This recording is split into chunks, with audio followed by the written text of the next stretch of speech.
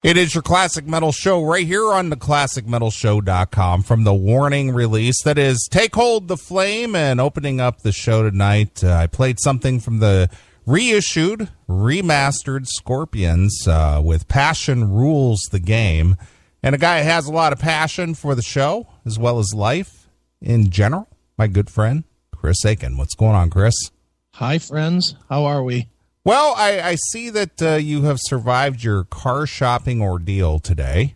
I have. What a bunch of fun that is. And you're here to talk about it. No, I don't want to talk about it. I don't want to talk about it. Let me put that behind me and let's do something fun.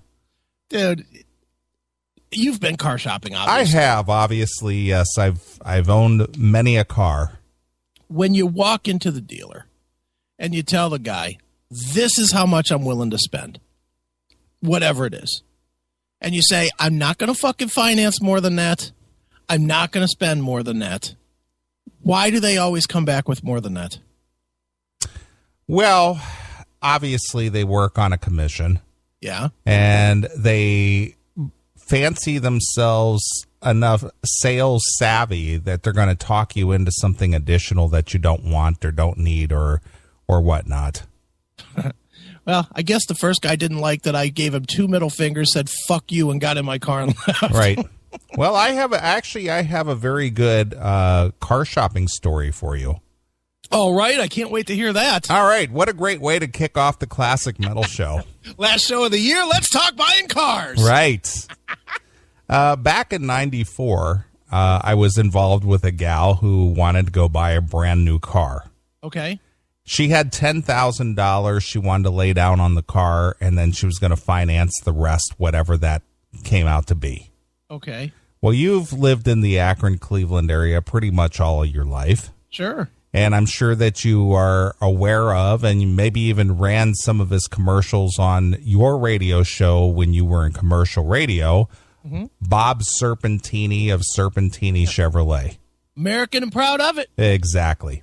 All right. I admired this guy only because he took his own airtime that he could have been out there shilling his cars. Sure. To give out a pro-American message. Yep. He would do a 30 to 40 second spot prior to talking about what he had going on at the car dealership. He would read something from maybe the Constitution, or he would tell a quick story about the greatness of America and whatnot. Sure. And of course, as you just said, his slogan was American and proud of it. That's right. I actually interviewed this guy. For what? For when I was in broadcasting school, we had to do a video project. Okay. And I called him up, and he allowed me to come to his office and interview him for a half an hour on video. Wow. Nice. Yeah. So anyway, I like this guy. I thought he was he was a sharp guy, and he seemed sincere, and he did spend a lot of money in commercials, and I knew commercials were not cheap.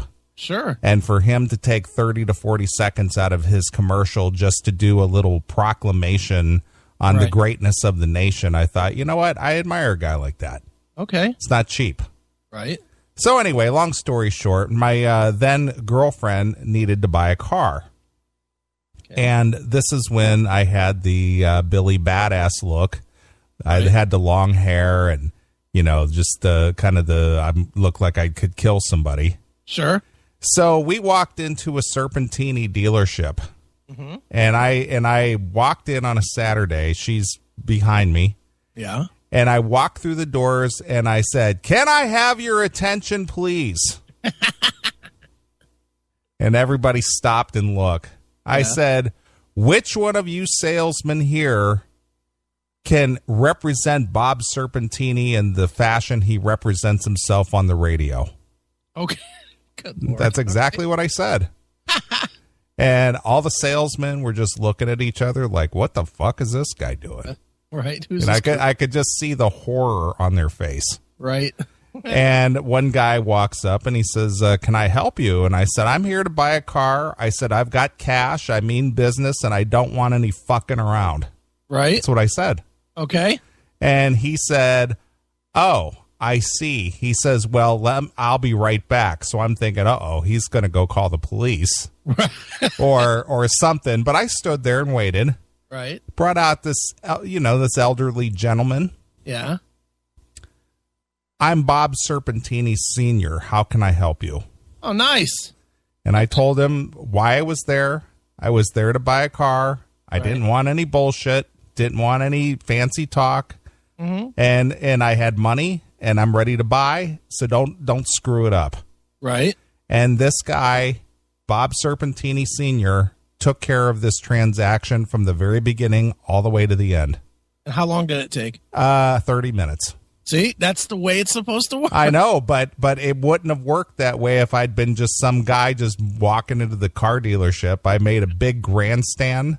Right. And I looked like I was going to kick somebody's ass. Right. And I got the father of the owner. There you go. Who is probably the original owner. Yeah, pretty much. Yep. And we walked out of there with a brand new 1994 Camaro. Shit, I should have taken you with me today. Oh yeah, I love screwing around with car dealers. And you know what? I went back with Kelly. Yeah. And she purchased a car. She had bought a Cavalier brand new. Okay. And I had purchased that white car. I ended up selling you. Right, sure. From him as well. Yeah. And every time I walked in there, they knew who I was. They didn't go, oh, well, Mr. Neeley, you need this and you need that. Never did that. Yeah. Oh, you've got $8,000 to spend? Well, this one's 10 too. Nope. Didn't happen. It's like, fuck you. One guy did that. They were having this sale that they were, no reasonable offer, refused. Right. Went out to the Banner Chevrolet Group, which was still Serpentini, but this was out in Wadsworth. Okay. And I dealt with a guy by the name of Zach. Okay. And he was trying to sell me that white car, and he had this idea, and I said, well, you said no reasonable offer refused. I said, I happen to know what the blue book on this is, and that this is what I'm going to give you. Well, gave me that whole thing, and I said, all right, I'll go down the street. Yeah, bye. Got up and left. This was on Saturday. Mm-hmm. Called me up Monday morning. Mr. Neeley, that car is still sitting out here on the lot, and I was talking to my sales manager. Shut up. And he said that I could give it to you at that price. Yeah, how about that? Yeah. I said, okay, I'll be down to get it. Yeah, stop jacking me off and just fucking do your job. Exactly. So, yes, I love car buying because I just stir the pot. I hate it because the minute they start fucking not giving me what I want to punch them in their fucking cunt. Right. I hate them. And you know me, I don't like cars anyway. I just like to wreck them. So, I'm not a big car guy in the first place. And having some guy tell me the fucking, we were buying a car for my daughter, so it wasn't even for me. And, the guy telling me the fucking goodness of a fucking 10-year-old car, it's like, fuck you. Just fucking tell me that you can get it. And we told him from the start, this is how much we're going to spend. Right. That's it. Don't show me cars that are $6,000 because we're not spending that much. This is how much cash we got. This is what we're spending. Period. And, of course, everything he's showing was at least $1,000 over. Of course. I was like, phew. And I said to him numerous times, I said, I told you how much we're going to spend. You can show us whatever you want, but that's how much we're going to spend. Right. And then when it got to sit down time, he was like, well, it's going to be fucking $5,100 or whatever. I was like, fuck you. Goodbye. Got up and left. Fuck that. Sure. You're more patient than me, though. I am. Me, I got a million things to do and I'm fucking around at some goddamn car lot. Fuck that. Sure. And for anybody who's buying a car and wants a little helpful tip from the Classic Metal Show, the interest rates, if you're going to finance your car, changes daily. Okay. Check what the current interest rate is before you go car shopping. I mean, it's not 19% like they were offering? No. Getting back to the girlfriend car. Yeah. At the time, brand new car interest rate was 1.9%. Okay. When we went to sit down, because Mr. Serpentini stepped away and he was let the clerk handle it. Yeah. they had it down at 7.5%. And you're like, fuck you. And I said, I checked the interest rate on new car purchases today. It's 1.9%. Yeah. Oh, really? Yeah. Oh, really? Let me go check. So he went over and talked to whoever, and he got, you know what? You're absolutely right. Yeah, how about that? Just look at that. My payment just went from $339 to $169. Exactly. Amazing. Exactly. Fucking assholes. Yeah, I know. Well, anyway, you just gotta buyer beware. That's all I gotta say. Cars are the worst. I think they're the worst purchase to make because you're so, like, you seem to have found one, but that's 1 in a million that are fucking actual straight shooters. The rest of them are always just trying to fucking bend you over and fucking fuck you bloody. Of course, because that's how they make their money. That's how they take their commission check home. You would think that at some point the car dealer would just hire good guys, pay them $100,000 a year, and fucking have them sell more cars by not fucking with people. Right. Well, it is a business. I mean, there was a time when they thought that no haggle pricing was the way to go, but that didn't work out so good.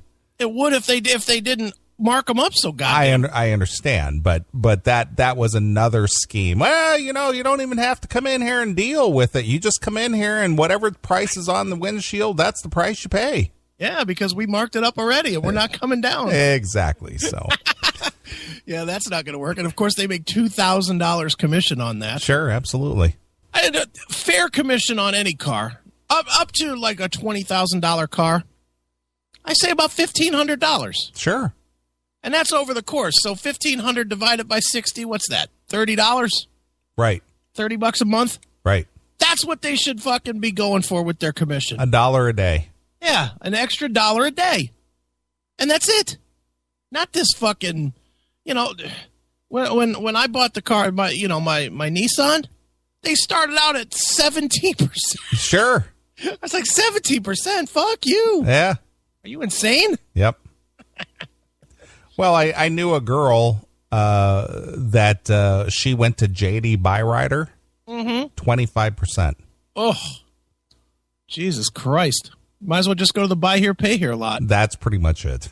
Because at least there, you're getting fucked. Exactly. Oh, wow, 25%. 25%. It's $1 for every 3 that you spend? Yes. For the life of the loan? Yeah, Fuck yeah. that. And it was a used car. Yeah, that's good. And then it was probably a 5-year loan on a fucking 12-year-old vehicle. Right. But look how clean it is. Listen to how loud the radio goes. Sure. I love that. Look, the windshield wipers work great. No extra charge. Yeah, that's fantastic. Look, the fluid works and everything. Wow. It's amazing. It is amazing.